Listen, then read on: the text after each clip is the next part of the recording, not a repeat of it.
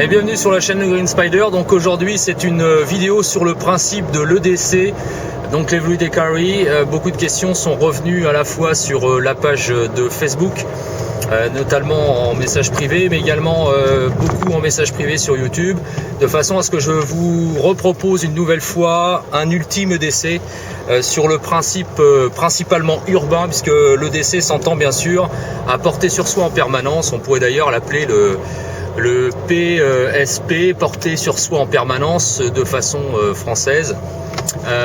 Quoi qu'il en soit, c'est une façon de revenir aussi un petit peu là-dessus, sur tout ce qui est dit et fait, et surtout de revenir à l'essentiel, c'est-à-dire ce qui est véritablement utilisé dans la vie de tous les jours par tout à chacun.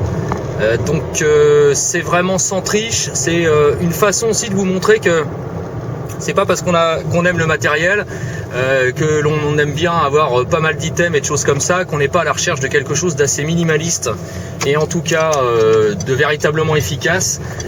Donc cette vidéo porte aujourd'hui sur ce principe. Donc on va faire en sorte qu'elle soit pas trop longue, de façon à ce que ce soit pas non plus trop rébarbatif pour tous. Voilà. Alors en matière d'EDC, c'est toujours un petit peu compliqué puisque c'est quand même assez personnel. Je reviens essentiellement pour tous ceux avec qui on avait pu discuter sur ce principe. Donc je vous laisserai bien sûr le lien de la page Facebook de Club Tactique, qui propose d'ailleurs beaucoup de liens et de dossiers complets en rapport direct avec le principe de l'EDC. Ça vous proposera d'explorer un petit peu différents univers, que ce soit outre-Atlantique et bien entendu en France. Alors pour moi, il y a des items qui sont absolument incontournables, bien sûr, pour tout à chacun, ce sont les clés. Je dissocie toujours les clés de voiture et les clés d'appartement, donc les choses sont assez simples. Il y a le principe de beeper, pardon, qui est prévu donc bien sûr pour la porte automatique du sous-sol, et puis un principe pour retrouver les clés même en plein noir, en pleine nuit, c'est ce petit nightstick qui fonctionne ma foi très bien, dont j'avais fait la revue, ainsi que cette lampe qui est la Phoenix E15 et qui fonctionne également parfaitement. En deuxième item, bien sûr, concernant les clés, alors j'ai exploré beaucoup, comme beaucoup d'autres, le principe des clés d'appartement, etc., etc. Quand on a beaucoup de clés, c'est un petit peu compliqué. On cherche à associer avec différents porte-clés et choses comme ça. Alors pour avoir fouillé, testé énormément de choses, je me suis finalement orienté sur ce principe.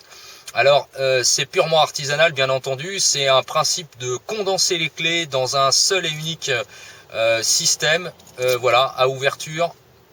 Donc c'est très simple, c'est une plaque d'acier qui a été pliée, et puis avec une gorge au milieu, de façon à faire coulisser les clés à l'intérieur, de façon à ce que les clés ne bougent pas puisqu'elles sont verrouillées avec un principe de serrage, et puis quand on en a besoin, il suffit de déverrouiller et les clés sont totalement libres. Ça fonctionne parfaitement. Alors il y a beaucoup de choses qui ont été proposées là-dessus, qui sont faites par des professionnels, mais je me suis dit, plutôt que de l'acheter, autant le faire moi-même. Donc voilà, je me suis orienté sur ça. Pourquoi du velcro? Et bien tout simplement pour pouvoir l'accrocher dans l'intérieur des sacs, éventuellement, qui sont pourvus de systèmes d'accroche de type hook and loop. Donc ça permet de sécuriser l'ensemble et ça prend pas de place du tout, et ça permet de disposer des items très rapidement. Inconvénient, attention, c'est quand même léger, compact bien sûr, dans la poche, etc. Si on perd tout, il faut y penser. C'est quand même beaucoup plus facile de perdre ça que d'avoir un gros trousseau. Ensuite, le couteau, sans rentrer dans le principe de la législation, puisque c'est quand même très compliqué. Chacun prend ses responsabilités. Comme vous le savez, on n'a plus le droit au port ni au transport du couteau sans autorisation spécifique. Ça a toujours été le cas, mais ça s'est renforcé depuis le dernier décret, la nouvelle loi qui a été passée, et donc qui a changé un petit peu les caractères au niveau du port d'armes. Donc c'est considéré bien sûr toujours comme une arme malgré tout. C'est bien dommage, mais c'est comme ça. Donc je privilégie des petits couteaux assez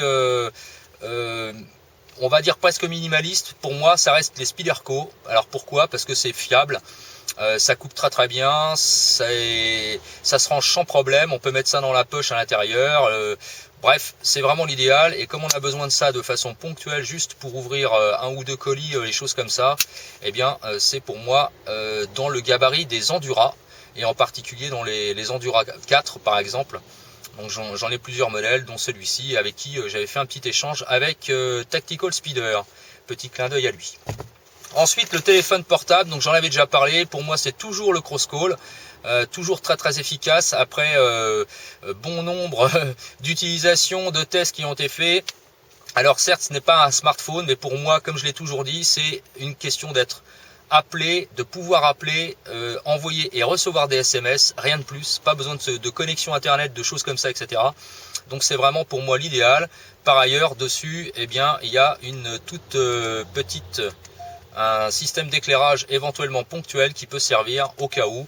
Donc voilà, ça fonctionne très bien, étanche, aucun souci avec ce portable.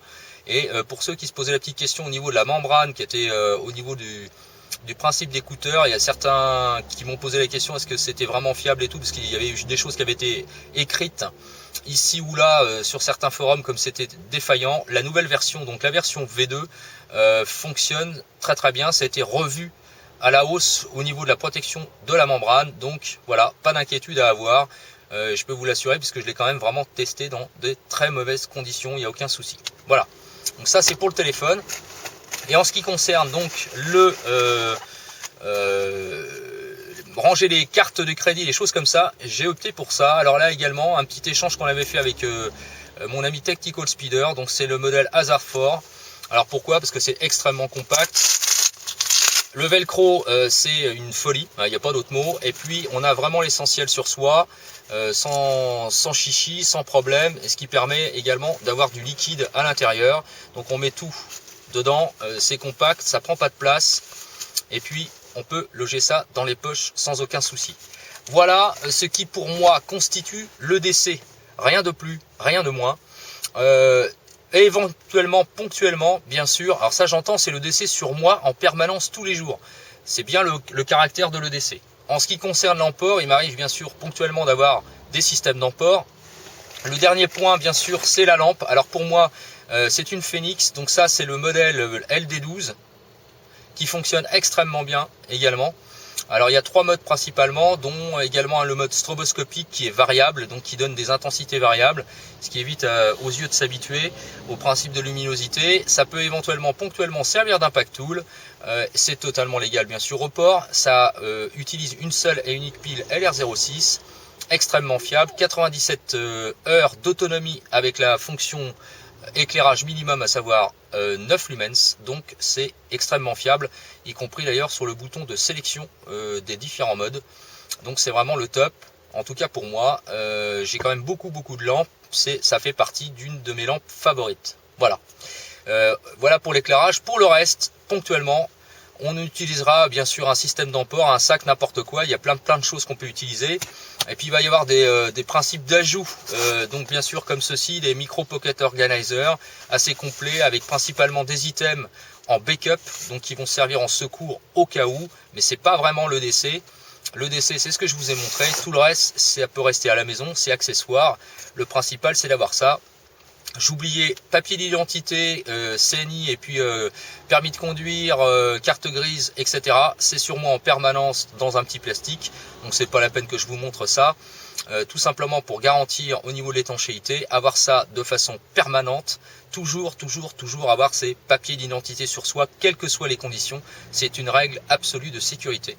Voilà, pour tout le reste, rien de chichi, il y a des choses qui s'ajoutent ou qui se retirent, mais le véritable décès, c'était tout ça.